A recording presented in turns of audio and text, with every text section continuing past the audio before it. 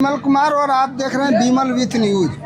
अभी मैं हूं झारखंड के गोड्डा जिला अंतर्गत पथरगामा प्रखंड के घाट कुरावा में, जहां पर 5 दिनों से चल रही थी चैती काली पूजा और आज यज्ञ के साथ हवन के साथ इसका समापन हो चुका है और इस अभी थोड़ा देर में आरती होगी। और आज हमारे मुख्य अतिथि हैं पंडित गोपाल जी शास्त्री। ये श्री अयोध्या धाम से चल के आए हैं। मैं आज इनसे कुछ बात करूंगा। आप देख रहे हैं कितना सुंदर माता का दरबार है, जो काली मंदिर है, भगवती है, अष्टमातृका योगिनी, 9 रूप धरा माँ के कितने रूप हैं। और मैं इनसे बात कुछ करूंगा। पंडित जी ये बताइए कि ये 5 दिनों तक चलने वाला वैष्णवी काली पूजा जो कि घाट कुरावा में हो रही, 5 दिन चलने का कारण क्या है? सभी भक्तों को जय माता जी। अपार हर्ष हो रहा है। हास में ये अवलौकिक वर्ष है सन 2025, जो कि ये 25 वर्षों से चली आ रही है परंपरा।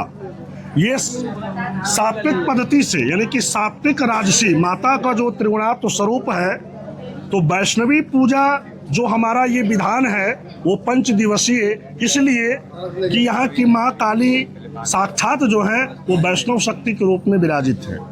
और वैष्णव शक्ति का तात्पर्य ये हुआ कि ये सात्विक विचार धारणा, सात्विक विचार संस्कार, अपनी श्रद्धा, अपनी भक्ति भावना से यहाँ के जन जन में समस्त हमारे धर्मनिष्ठ युवा पीढ़ी, बड़े बुजुर्ग और हमारी श्रद्धामयी मातृशक्ति, जिनकी अपार ये शक्ति है, इनके अर्पण करने से, इनके समर्पण भक्ति करने से माता प्रसन्न होती हैं और हर वर्ष जो है ये महायज्ञ सफल होता है। धन धान्य पुत्र सुख यह सर्व देने वाली माता, चाहे माँ दुर्गा कहें, माँ काली कहें। ये बोलिए कि ये माँ काली की पूजा मैं देखता हूँ कहीं माघी होती है, कहीं चैती होती है, कहीं अगनी होती है, इसका कारण क्या है? जैसा कि 1 वर्ष में 4 नवरात्र होते हैं, शारदीय नवरात्र, बसंत नवरात्र, शाकंभरी नवरात्र और गुप्त नवरात्र, उसी प्रकार से ये चैत्र मास के बाद जो है ये माँ पौर्णमासी के दिवस जो है ये सूर्य की आभा शक्ति के किरणों में प्रकाशित हो करके माँ का अवतरण होता है और वैशाख मास पर्यंत पंचमी तक ये पूजा चलती है। बहुत ही धूमधाम से इस पूजा को मनाया जाता है।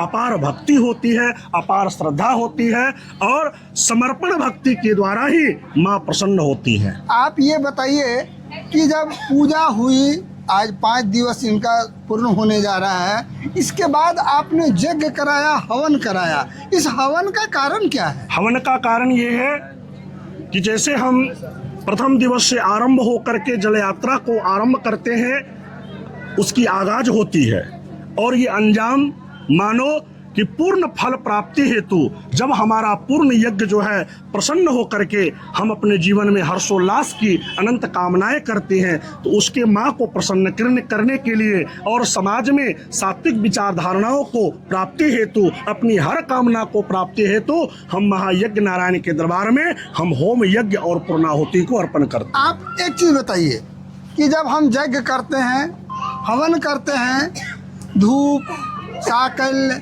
जौ, तिल, घी, मधु इत्यादि दे के जब हम हवन करते हैं तो उससे जो धुआं निकलती है या उससे जो गर्मी निकलती है, क्या पर्यावरण को ये गर्मी नहीं प्रदान जैसा कि करती है? हमारा शास्त्रों में बताया गया है कि यज्ञात भवति पर्जन्यः, जिस प्रकार से हम जब यज्ञ करते हैं तो हमारी पवित्र भूमि जो है ना, प्राप्त हमारी सकारात्मक शक्ति की फल प्राप्ति होती है और अच्छी हमें, जैसे हमारे 5 इंद्रियों में ये हमारा शरीर है, उसी प्रकार से हमारा पृथ्वी से अन्न उपजते हैं, हमारा सुंदर वृष्टि होती है, सुंदर वायु होते हैं और सुंदर वातावरण में अपनी संस्कार में हम संलग्न रहते हैं। इसीलिए हम इन सब वस्तुओं के द्वारा हम आहुति प्रदान करते हैं। आप ये बोलिए कि यज्ञ में मैं देख रहा था कि आप खीर और मधु दे करके मुख्य यजमान से आहुति दिलवा रहे थे, इसका कारण क्या था? ये महाआहुति है।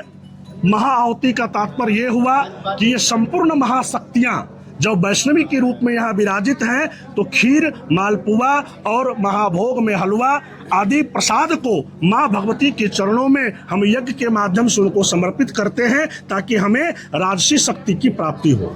आप ये बताइए, जो लास्ट में मैंने देखा कि एक काला दीप, जो काला कपड़ा में जो दीप जल रहा है, हाँ, जैसा कि हमारे शास्त्रों में विधान है कि जब हम जीवन में सकारात्मक शक्ति को प्राप्त करते हैं तो कहीं न कहीं बुरी शक्तियाँ, नकारात्मक शक्तियाँ भी हमारे पीछे रहती है। तो वो नकारात्मक शक्तियों को, है ना, दूर हटाने के लिए हम अष्टपाल भैरव का पूजन करते हैं। सन्निकट जैसा कि हमारा महामंडप में क्षेत्रपाल मंडप बने हैं, क्षेत्रों की रक्षा हेतु, ग्राम की रक्षा हेतु, अपने शरीर की रक्षा हेतु वो क्षेत्रपाल के रूप में जो है हम दोष को निर्वापित करके वो अंधकार, नकारात्मक को दूर करते हैं और सकारात्मक शक्ति को प्राप्त करते हैं। आप ये बोलिए कि जिस नकारात्मक शक्ति में आप वो डायन, जोगिन या अन्य चीजों की बात कर रहे थे, क्या आज का साइंस उसको मानता है? जैसा कि देखिए, तंत्र शक्ति, मंत्र शक्ति, यंत्र शक्ति, तो ये हमारे भैरव जो होते हैं वो तंत्र की शक्ति है, तंत्र की आह्लादनी शक्ति है। 10 महाविद्या में माँ बगलामुखी, तारा, षोडशी, माता छिन्नमस्ता, ये तंत्र की देवी हैं, है ना।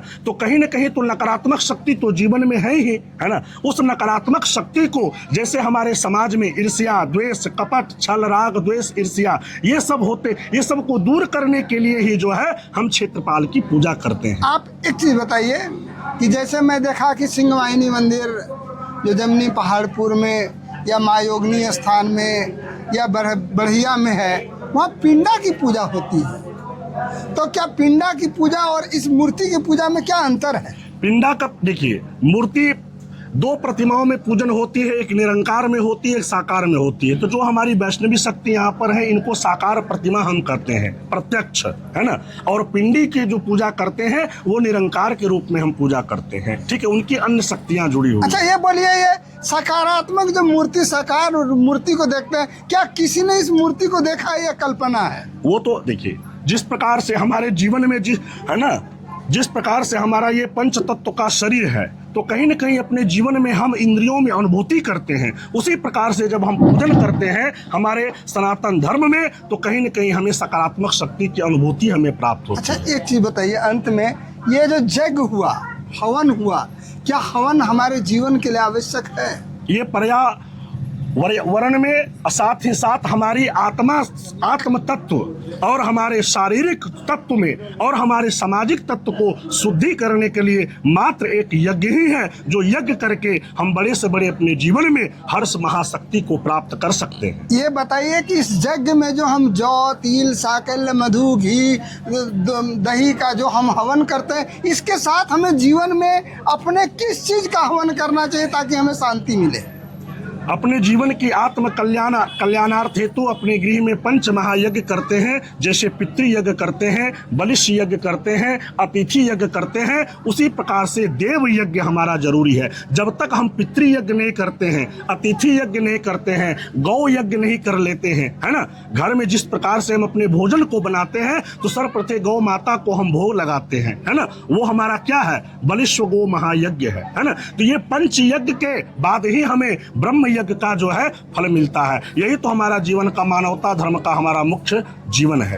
अंत में बताइए कि एक बार जिस यज्ञ कुंड में हवन हुआ, पुनः दोबारा उसी यज्ञ कुंड में हवन हो सकता है या नहीं? इसलिए हो सकता है क्योंकि ये प्राचीन यज्ञ भूमि है, ये तपोस्थली है और यहाँ पर माँ साक्षात विराजित हैं और इनके यत्र तत्र सभी प्रतिमाओं के साथ साथ जो है यहाँ के जितने वनस्पति, पेड़ पौधे इत्यादि हैं, ये सब माँ का ही रूप हैं और कुंड जो है वो अचल रूप से इनकी प्रतिष्ठा की गई है। इसीलिए इसमें सकारात्मक रूप से जो है हर मास हर दिन इसमें होम यज्ञ होते हैं और वार्षिक रूप से जो है इसकी महायज्ञ रूप इसका दिया गया। आप एक चीज बताइए, अभी जो श्री यज्ञ मंडली को यज्ञ के बाद विनष्ट कर दिया जाता है या रहने दिया जाता है? देखिए, ये तो हमारा जीवन का, अब जैसे अब यहाँ पर ले लिया जाए, हमारा घाट कुराबा में आज 25-30 वर्षों से ये परंपरा चली आ रही है। मुझे आते हुए हर 15 वर्ष है, तो मैं तो यहाँ पर देख रहा हूँ कि हर बच्चे में वो माँ का शक्ति का है,